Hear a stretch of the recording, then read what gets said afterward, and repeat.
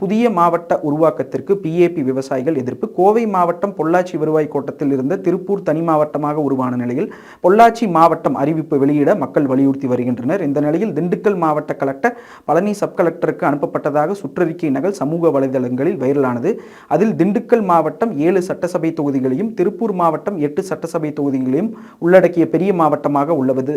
எனவே திண்டுக்கல் மாவட்டத்தில் இருந்து ஒட்டஞ்சத்திரம், பழனி ஆகிய சட்டசபை தொகுதிகளையும் திருப்பூர் மாவட்டத்தில் இருந்து மடத்துக்குளம், உடுமலை ஆகிய 2 சட்டசபை தொகுதிகளையும் பிரித்து பழனி மாவட்டம் உருவாக்கப்படும் என்ற அறிவிப்பை சட்டசபை கூட்டத்தொடரில் அறிவிக்க ஆவணம் செய்ய கேட்டுக்கொள்ளப்பட்டுள்ளது. எனவே பழனி மாவட்டம் பிரிப்பது தொடர்பான விரிவான அறிக்கையை வழங்க மாவட்ட கலெக்டர், சப் கலெக்டர்களுக்கு உணவு மற்றும் உணவுப் பொருள் வழங்கல் துறை அமைச்சர் அறிவுறுத்தியுள்ளார். இந்த அறிவிப்பை கண்ட பிஏபி விவசாயிகள் இதற்கு கடும் எதிர்ப்பினை பதிவு செய்துள்ளனர்.